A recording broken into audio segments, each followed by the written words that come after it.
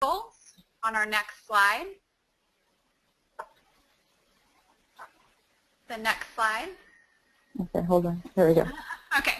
All right, so our learning goals for this afternoon is that we're going to go over the 12 components of RAMP. We're going to, hopefully you'll be able to understand the process of applying and submitting your RAMP application and just gain insight and understanding of how to collect data for your application. And we'll also go over some lessons learned at the end that we can offer that we maybe learned after the fact, but could offer to you going into applying for the RAMP process. And hopefully this will just help you get your application started.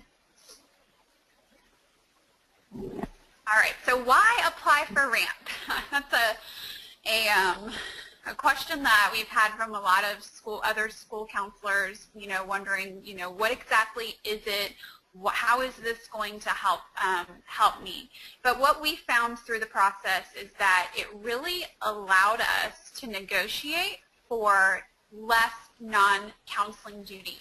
It brought more value to our work as school counselors, and really we were kind of in a unique situation where we had a new principal every year for 3 years in a row. So each one that came in, we had to reteach about our role and also about the RAMP process because we were working on our application. But they were excited about it and really saw value in our work and what we were doing and kind of just let us do our thing. So we were very fortunate in that aspect. But it helps to protect your school counseling program. Principals really get excited about your school being recognized with this designation, and they want to allow you to continue to do your work.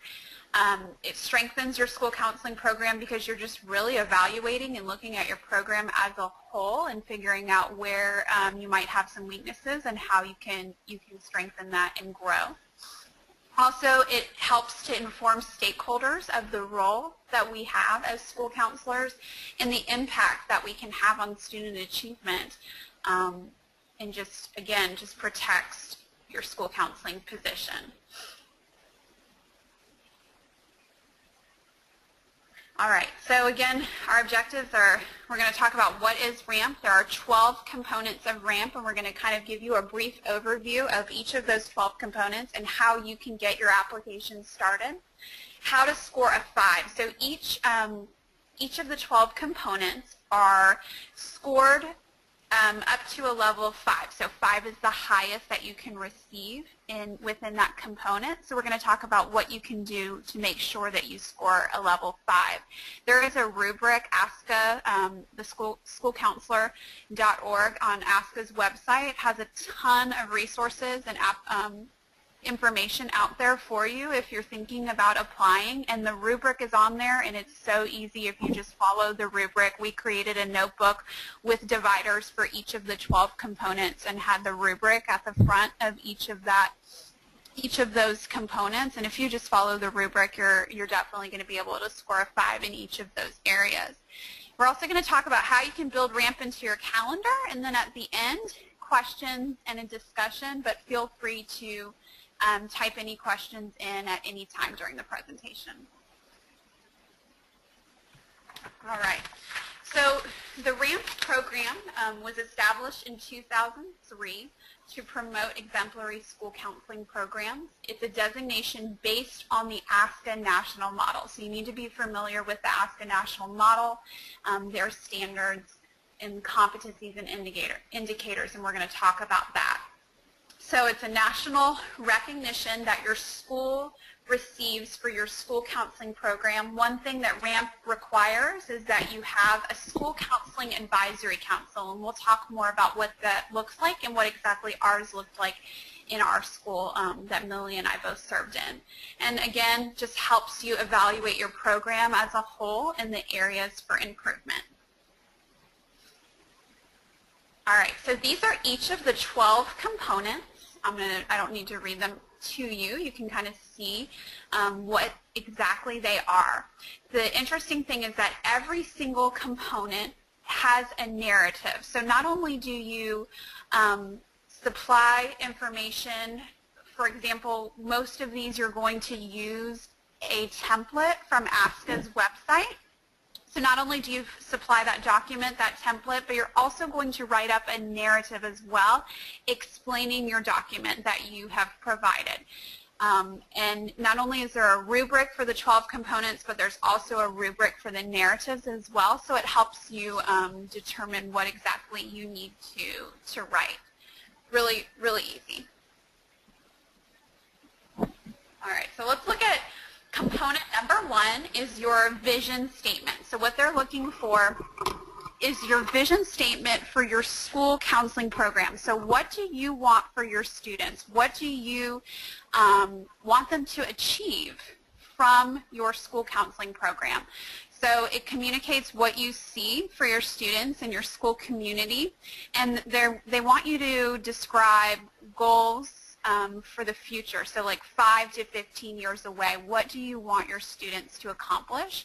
They want to make sure that it aligns with your school's vision statement. I know most schools have vision statements. The year that we had applied, it was called something different, but most schools are creating vision statements, a lot of school districts as well. So they want you to make sure that it aligns with what your district's vision is and also your school.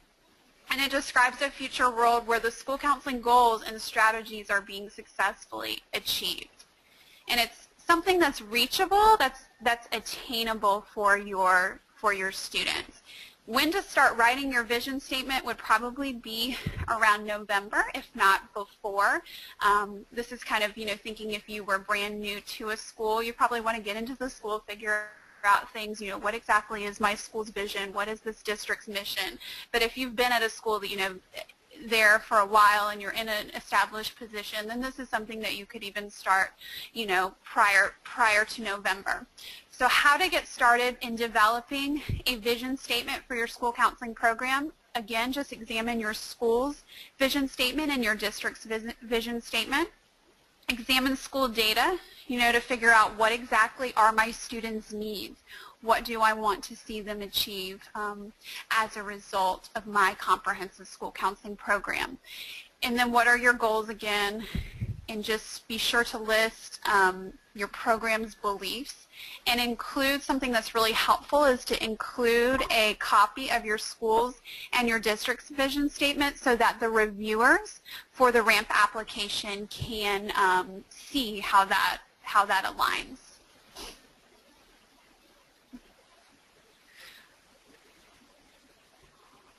All right, so number 2 is a mission statement. So not only do you have a vision statement, but you also have a mission statement. It's a little bit different.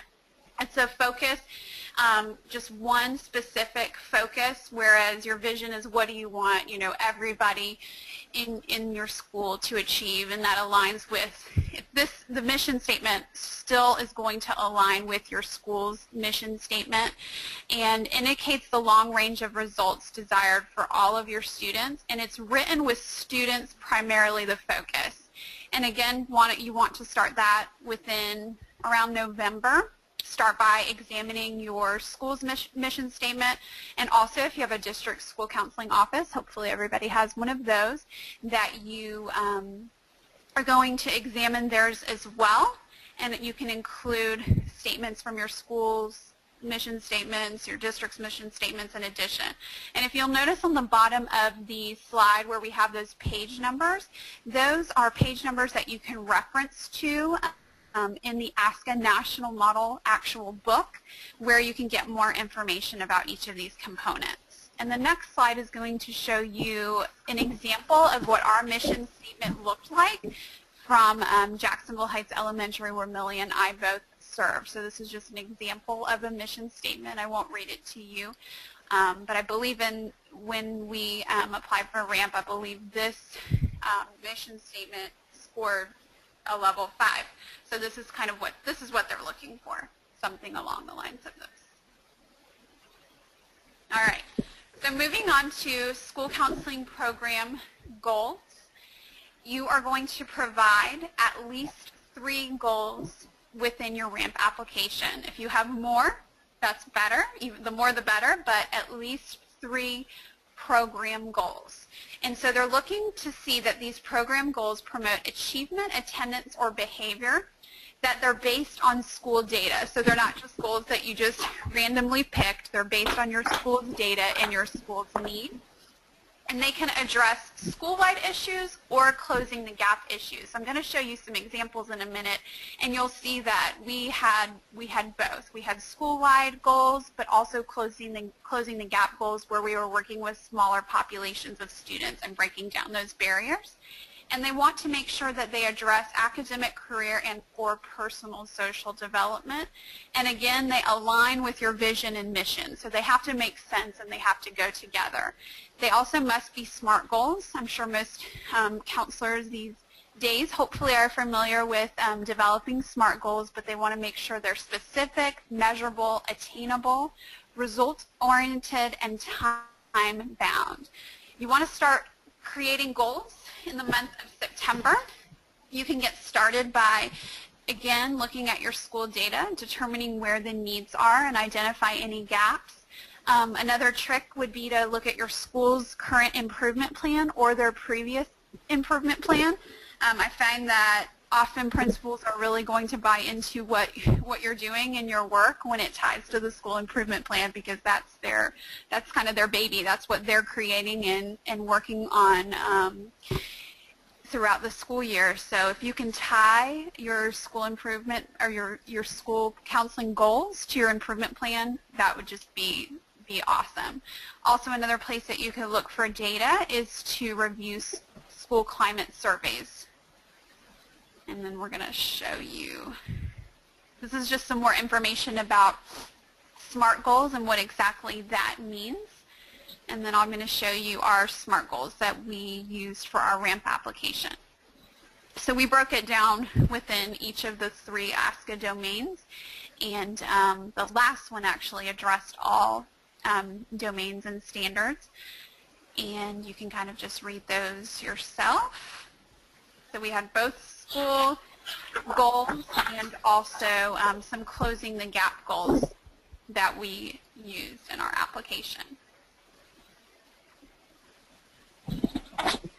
All right, so component number 4 is the ASCA student standards, and these are your competencies and indicators. So this is this is talking about what your program addresses, the standards your program addresses, the competencies and indicators your program addresses. They're looking to make sure that they're developmentally appropriate. So if you work in an elementary school like we did, are they appropriate for the age levels that you're serving, the population you're working with? And again, it all aligns. So it aligns to those previous 3 components, to your mission, your goals, and your school's needs. They weren't just randomly picked. And you get to explain this in your narrative, which is great, why and how your competencies and indicators were chosen. When to start would probably be around January. And you want to use your school counseling program goals and your mission statement to help drive that. Think, what do I want students, or what do they need to acquire? What kind of knowledge do they need in order to meet those goals that I stated before in component 3? One thing that we did is we administered a teacher and a student needs assessment, because we came into a school, we had our school's data, but we wanted to know more. So we administered a needs assessment to all of our teachers and then our 3rd through 5th grade students, and got a lot of great information that helped us develop our competencies and indicators and determine what standards needed to be taught. So I'm going to show you that on the next slide here.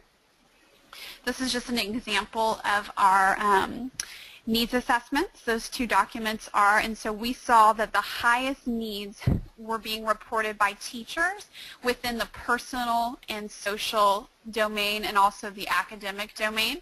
So we came up with a plan to address those needs, but you'll see it breaks it down a little bit more on the left here. 89% of kindergarten through teachers reported the highest needs being the following, and that just goes where the different items that were listed on our questionnaires, on our assessments, and then 96% of 3rd through 5th grade teachers reported those needs being, and it was interesting, it for the most part aligned with our students as well.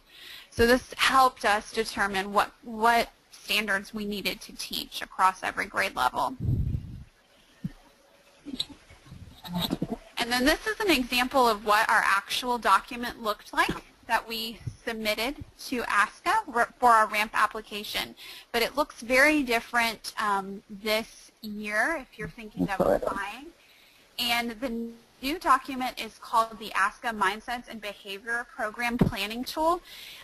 It's literally, you're listing the same things, you're breaking it down for grade level, what standards you teach. So this is what the new tool looks like. I actually think it looks even better and is super easy, probably a lot easier than the one that we use. So you're going to go through and you're going to check for every single grade level what exactly you, what standards you're addressing. And these standards can be standards that you're addressing through classroom guidance lessons, through small group counseling, so a variety of ways that you address these standards with students, even parent nights, things like that. So just thinking of your program as a whole. All right, so the 5th component is your annual agreement. If you are working at a school where there is more than one school counselor, they're looking for an annual agreement for each of you. So when Millie and I applied, we each had an annual agreement. Ours looked very similar. Some of the duties that we were assigned were maybe a little bit different, but for the most part, it looked pretty much the same. So this document actually breaks down your percentage of time, where you spend your time, whether or not it's in direct services to students, indirect services to students. But this is an awesome tool to help advocate for your role, and it's a conversation that they're asking that you have with your principal. So you're sitting down and you're going through this document together with your administrator and agreeing on it and reviewing that together. And it reflects your vision, mission, and program goals. It lists your exact, specific responsibilities that are within your school, your caseload. So if you're at a school where there's more than one of you, what grade levels do you serve, or what students? In our situation, we served all students. So we just, as cases came in, we would, split them up accordingly, who had the opportunity or time to take on that new situation or new case. But there are some schools where they, students, or where counselors divide, by grade level. So they want to know exactly who you serve, and then in the narrative you need to explain why, why this counselor was designated this responsibility over the other. And it also identifies areas for professional development. So it just really outlines your plan. I think that the new document, and again, this is something that you would get the template from the ASCA website and complete that for this part of the application. And I think that the newer one you have the opportunity to list your school counseling goals, which is great. Ours did not have that, but I think that's really helpful. Oh, it did have that. I lied. I'm sorry. But you can see this isn't the best copy, but at the top it shows your percentage of time broken down in the 4 different domains: direct services to students, individual responsive services.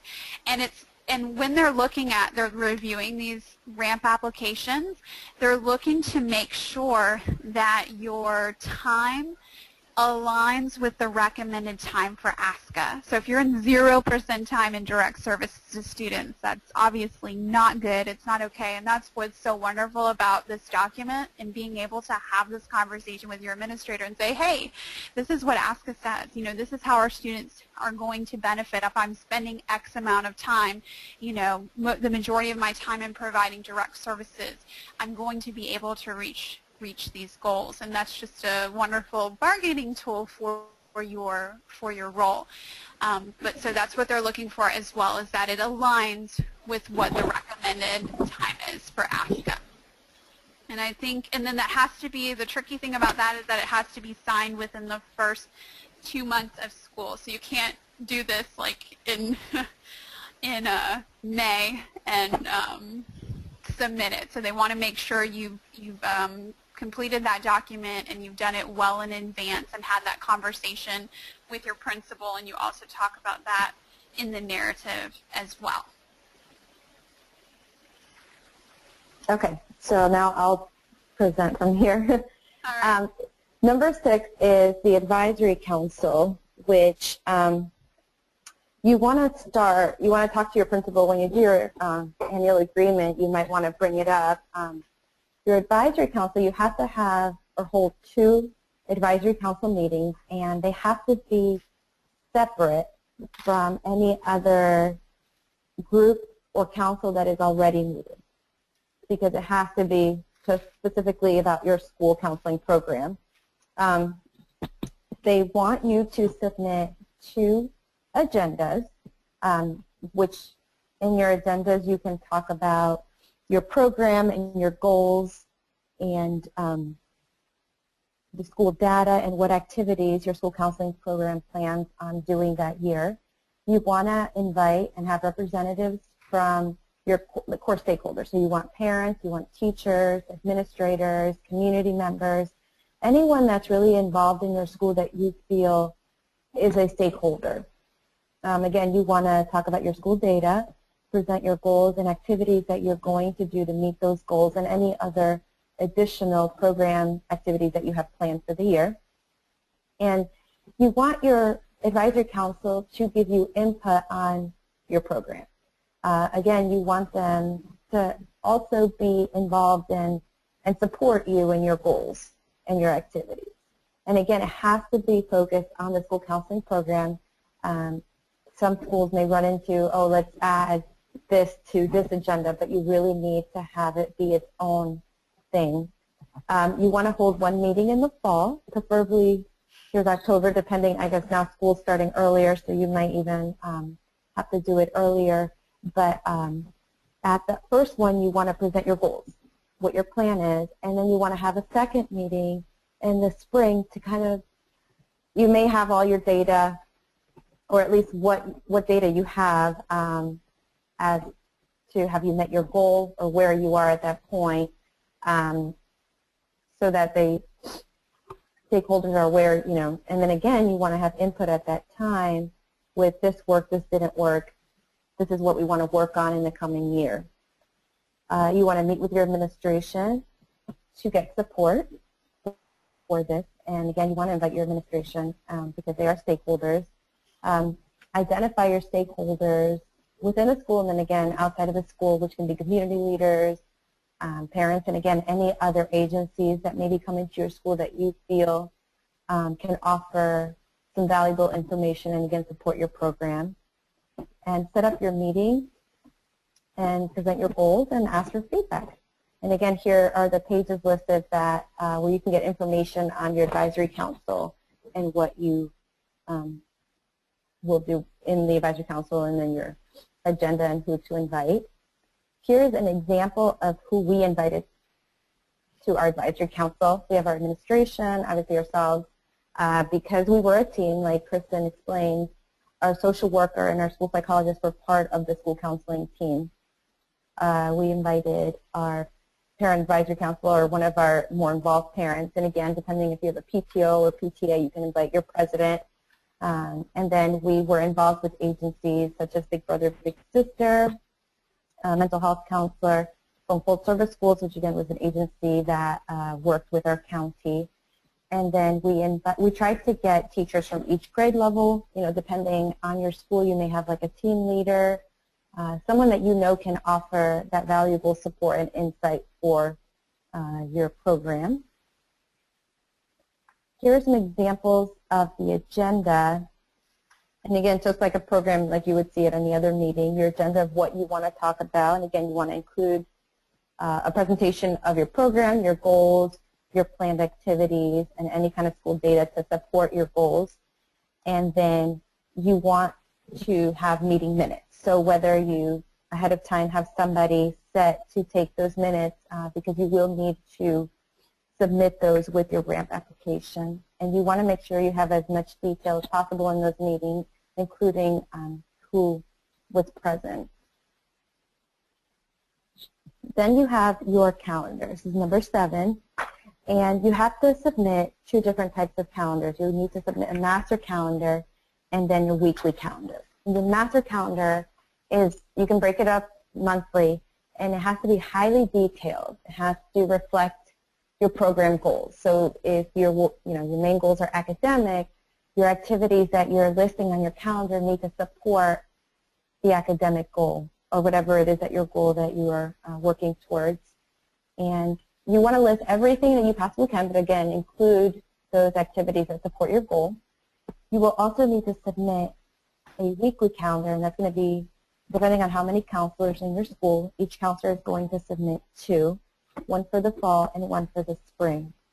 And again, this has to be highly detailed, and it has to match the percentage of time that you explained in your annual agreement with your principal or your administration. So you want it to show, the percentage of time with direct services, and you don't want to, sometimes we use a lot of acronyms for our meetings, so you want to make sure that everything is spelled out.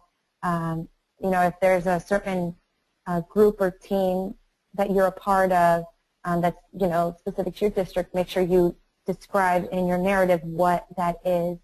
And but again, you want to make sure that you include all your activities, and again, you want them to correlate with your program goals and the percentage of time that you stated in your annual agreement.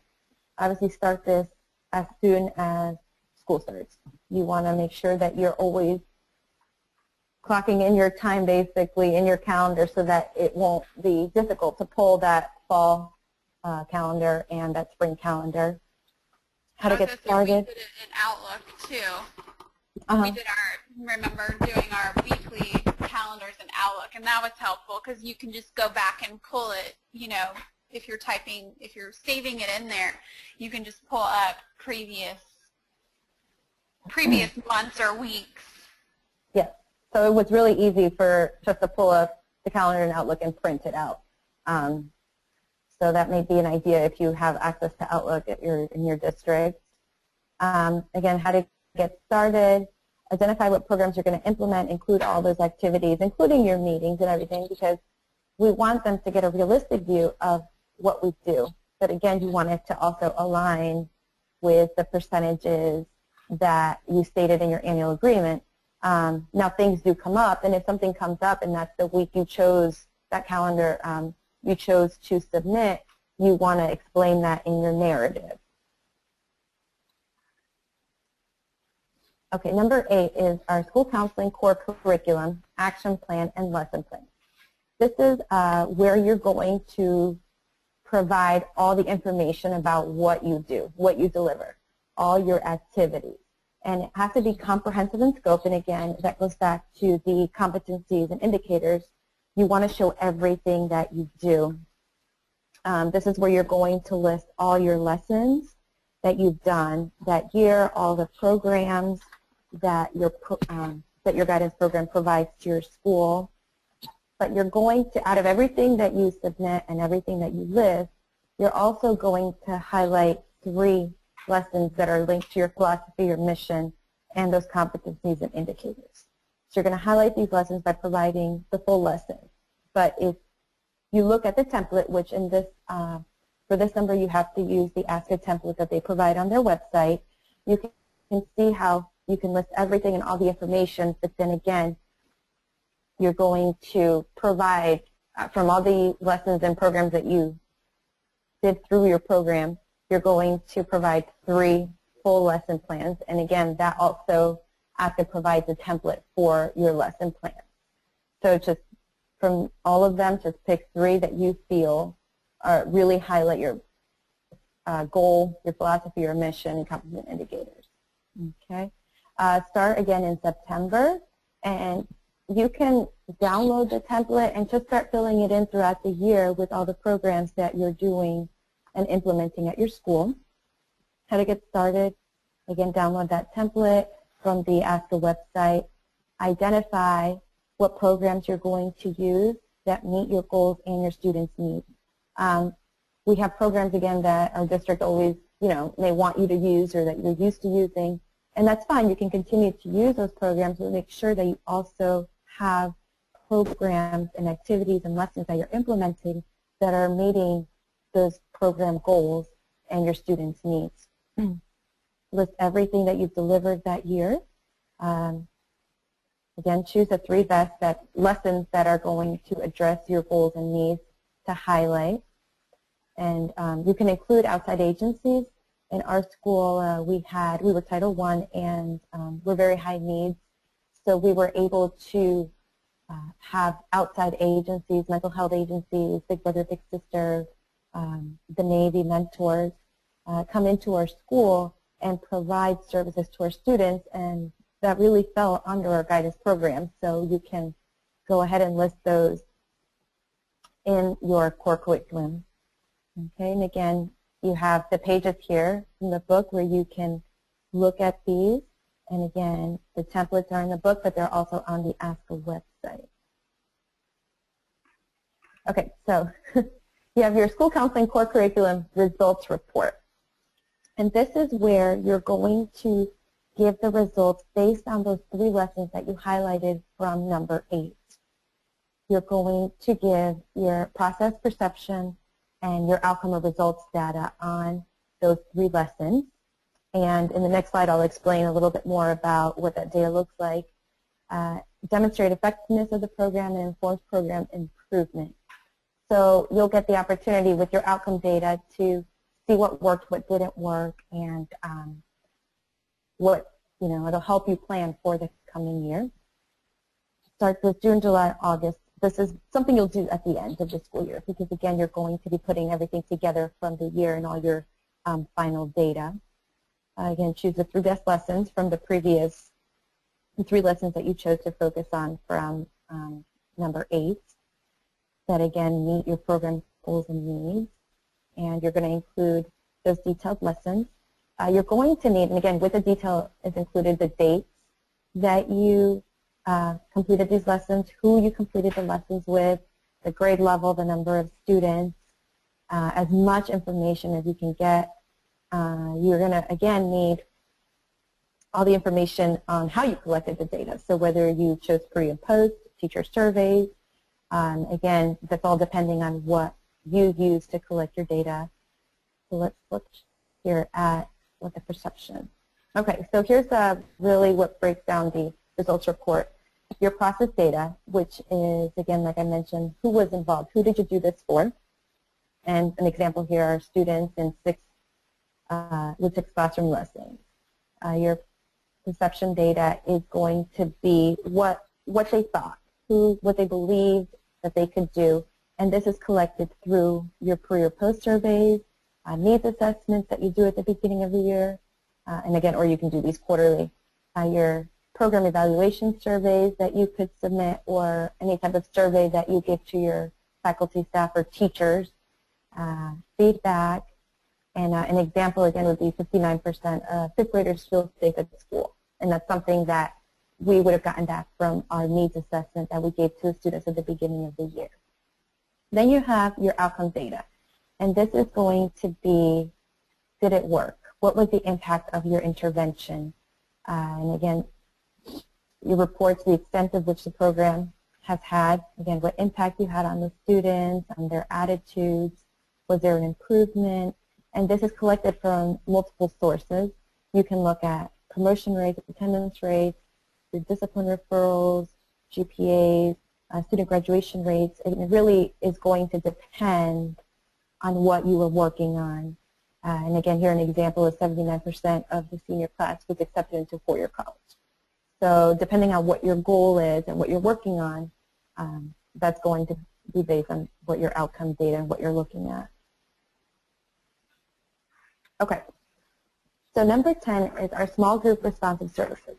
So as part of your program, you're going to be offering small groups. But this is where you really highlight your small groups. you want to list all the groups that had at least 4 meetings, because you want to consider it a small group meeting. The name of your group, what your focus was for your group, the number of students that participated in the group, the number of times they met. You want to make sure you have just information for yourself again of did the students attend all of these. Because you could say I had 6 students, but if they didn't attend most of the sessions, then it's going to be hard to have that good data. You want to make sure that the groups that you offer address a variety of needs, and that they're tied to your goals and your competencies and indicators. So you want to make sure, and if your groups do not, if you don't offer a variety of groups, you want to again explain your narrative why you did it. There could be a good reason why you maybe only offered groups on social skills. But again, you want to tie it back to your goals and your competencies and indicators. You want to have a reason of why you offered the groups that you did. Comprehensive and developmentally appropriate. Clearly enable students to master standard competent indicators. So if you offer, one of your groups about social skills, the reason for that was because you want obviously your students to improve with their social skills.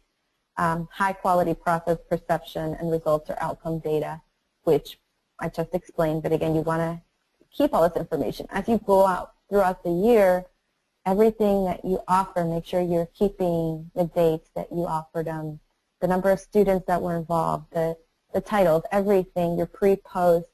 Make sure that throughout the year, as you're doing these groups, that you're keeping all this information, because eventually you're going to put it in the report. So it's going to be easy for you just to go back and grab it instead of like searching for it. So it's important that as you're doing it, you're keeping all this information.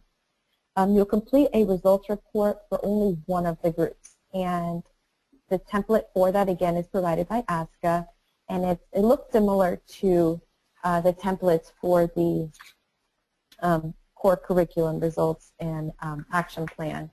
So you'll kind of, when you get to this point, be used to looking at that format where you're going to provide the title, your process perception, and your outcome data. When to start, here it says December.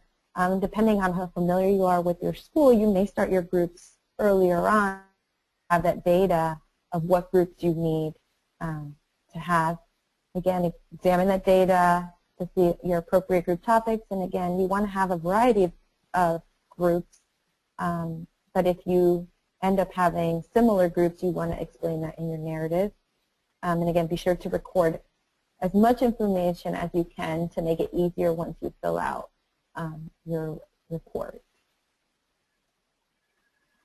Then we have our closing the gap.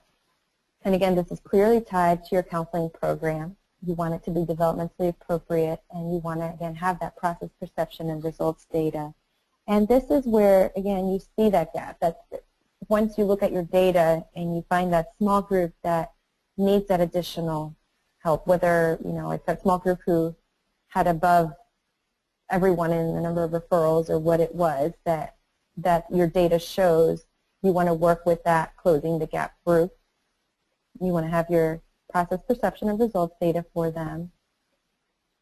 Support and documentation. Again, why this group was chosen, what data did you look at, do you have other information to support that this is a group that you're going to be working with, and why, and how research was used to determine the activities and interventions. So let's say that you have a small group of students that have, I believe we worked with, one of the things students worked with students that had a certain percentage of discipline referrals, more than any other group of students in the school.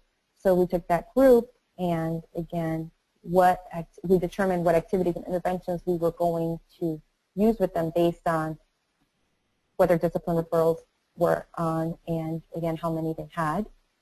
When to start, this is June, July, or August, because again, you're getting all your data together, and you're examining your school data to determine that gap or area of needs, and it'll help you kind of plan for that year and what you're going to target, or what that small that gap is that you want to close at your school. And here's an example of our closing the gap results. And This template looks similar to the ASCA one, and we have our counselors who worked, so it was our team that worked on this, the target group, which were students that had 5 or more discipline referrals, and kindergartners that were new to our school, okay, that maybe had referrals from the previous year. So here we have a group, again, that has above the number of referrals that most students in our school did have. And our objective, again, was to reduce those number of discipline referrals. We listed the curriculums and the materials that we used to help close that gap, how those services were delivered, our ending and start date. So again, it's important to keep that information. The number of students that were involved, which is our process data, our perception data, which was the information that we collected from our pre and post assessments or tests that we gave to our students, and then our results data, which is like your outcome, which is what came from the intervention, what information did we get, and our implications of what our plans are for the coming year based on what worked, what didn't work. Okay, and then the final one, which is the one that does not require your narrative, because again, all of them require narrative except number 12, is your program evaluation reflection. And this can actually be submitted 2 ways. You can submit a typed up paper almost or essay, but also you can submit a video of yourself. And you want to talk about your school program as a whole and how your program used leadership, advocacy, and collaboration to create systemic change for the benefit of students. And you want to include specific details for each one. So what did your program do with leadership to make a change for students? What did you do with advocacy to make a change for students? And collaboration to make a change for the students at your school? You know, this can be you served on certain teams, you brought in programs to your school, you fought for your students. It could be really anything that you did, again, to show that leadership and advocacy and collaboration through your program for systemic change, overall change to benefit your students. And think of everything that you did. Think globally, everything that you were directly or even indirectly associated with to promote that change in your program. And again, you don't need a narrative for this because the paper or the reflection is your narrative. You're putting everything that you can think of to really show what you did for your school and for your students specifically. And again, start this in April, right, when, you know, everything's kind of coming to a close at that time and you still have everything fresh in your mind. If you're creative and you want to submit a video, I've seen some that were amazing to show how they use the leadership, advocacy, and collaboration at their school. Or you can, again, submit more of a written reflection, whatever you're more comfortable with. But again, this is giving you the opportunity to really, again, highlight how you use those 3 things to make systemic change for your students. Okay. Now, if you're applying for RAMP for next fall, most of these things at this point should be done, or you're working on a lot of them. The due date is in October. Please don't wait till the last minute. You can get started on putting a lot of these things together. If you go on the ASCA website, there are 2 forms that are very helpful, which are the monthly focus checklist. And you can go through it and just kind of say, okay, what do I have, what do I don't have? Am I really ready to put this together for the fall? And there's also a form called the School Counseling Program Assessment, which doesn't necessarily break it down for the 12 parts of the RAMP application, but it breaks it down more with your foundation, your program management delivery, and your accountability. So it's more of the big picture. And again, the focus checklist breaks it down more with the 12 components of the application or RAMP. So those 2 documents can help you really to see, are you ready to submit in the fall? Okay. Additional resources, obviously schoolcounselors.org, which is where everything you ever wanted to know about RAMP is available for you. If you really are considering applying this fall, make sure you go on there and create your account, and you upload your documents. And some of them you copy-paste. So make sure that you go on there and you can kind of start putting in what you have already just to really see where you're at, and you know, are you really ready to go ahead and submit for October 2015. And again, remember, you're applying for the previous year. Lessons learned, the importance of perception data pre and post test. And again, make sure you start early, make sure you're keeping everything, be organized, keep everything in a notebook, dividers, whatever is your organization style, make sure that you're keeping everything organized, break it down with the 12 components, save absolutely everything because you never know what you're going to need as you're putting your application together. We learned that the hard way. Yes, yes, we were digging through everything. But again, make sure you keep it organized, save everything, especially that perception data, which doesn't seem like you're like, oh, I know the number of students in that class, but really once you're in the middle of all this, that's the last thing you want to do is start going through your records and trying to figure out how many kids were in this class. So it's really important to keep all this data as you're going through it. And then I think one thing, too, that we learned was just to literally pre and post almost everything that we do, you know, like you kind of get in the groove of things. You've taught this, you know, specific lesson or this program or curriculum, and you maybe aren't really measuring the effectiveness. So doing, you know, even like a simple pre and post test like in kindergarten could be, you know, a show of hands for a certain skill that you're going to teach, just something that's going to grasp whether or not your lesson was effective. So that's something we kind of learned the hard way. And just in retrospect, it helps for building, you know, not only building your program, but for advocating for your role, and to be able to show an administrator, you know, I need to be in the classroom, I need to be teaching this lesson because look at what the students from last year got from this. You know, after my lesson, 80% were able to, you know, identify social skills or, you know, identify test-taking strategies and actually, you know, follow through and use the test-taking strategy. So I think literally just pre and post, everything that you do.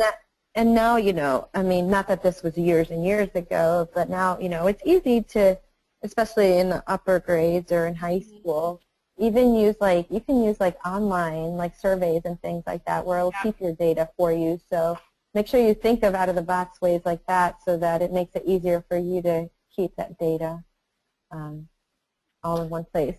So.